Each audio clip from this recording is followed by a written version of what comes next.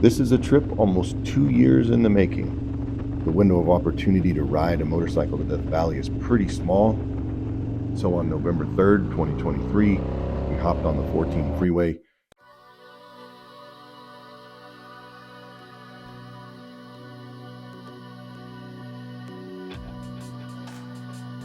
through Jawbone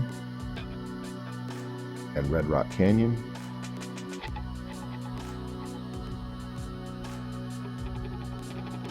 headed north on 395 and into Lone Pine.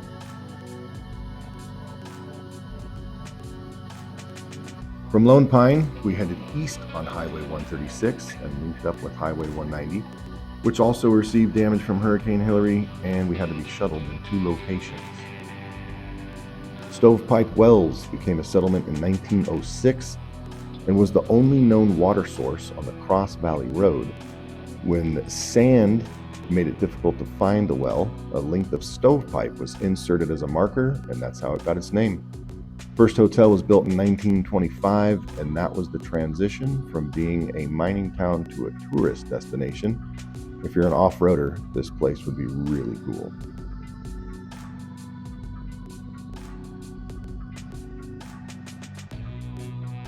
And that brings us to Furnace Creek and the ranch at Death Valley.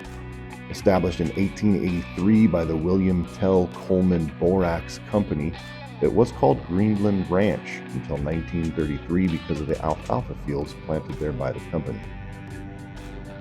The ranch at Death Valley is awesome. Dinner at the Last Kind Word Saloon was fantastic, although a little pricey. My brother-in-law pointed out it's kind of like being on a cruise ship. Once you're there, they have you, and there's no place else to go. There's a general store, an ice cream shop, the Borax Museum,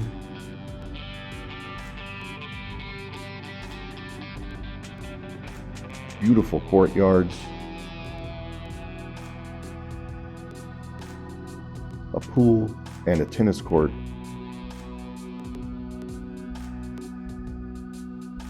All surrounded by a golf course and a gas station that sells gas at almost $9 a gallon. Day 2, heading east on Highway 190. This is Zabriskie Point. Zabriskie Point offers extraordinary views of the Badlands and the salt flats below, left behind by the lake that dried up almost 5 million years ago. It will be a pretty cool place to catch a sunset. Continuing east on 190, then south when you get to Highway 373, the Armagosa Hotel and Opera House is located 85 miles southeast of Furnace Creek. Construction started in 1923 and was completed in 1925 by the Pacific Coast Borax Company and is for sure haunted, if you believe in that sort of thing. A lot of cool history here, and is definitely worth a look if you take a trip to the valley. Heading north from Armagosa on Highway 373, we crossed the border into Nevada and had lunch at the Longstreet Inn and Casino and RV Resort. Great food, reasonably priced, and if you're in your 20s and are a hipster, or in your 70s and eligible for a senior citizen discount, this appears to be the place to be.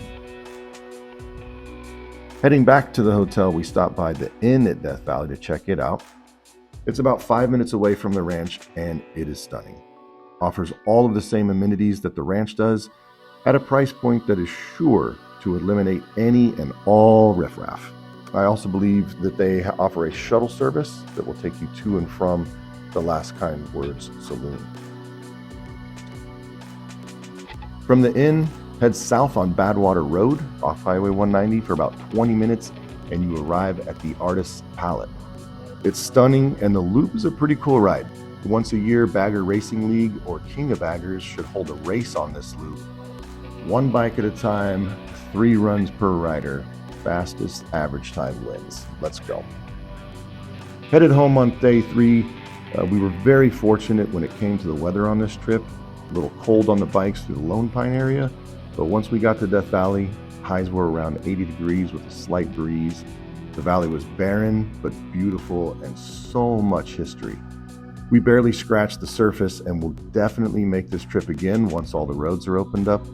We were unable to visit Scotty's Castle, the racetrack Playa, Ubhebe Crater, I probably said that wrong, and a host of other points of interest. Until next time, Death Valley.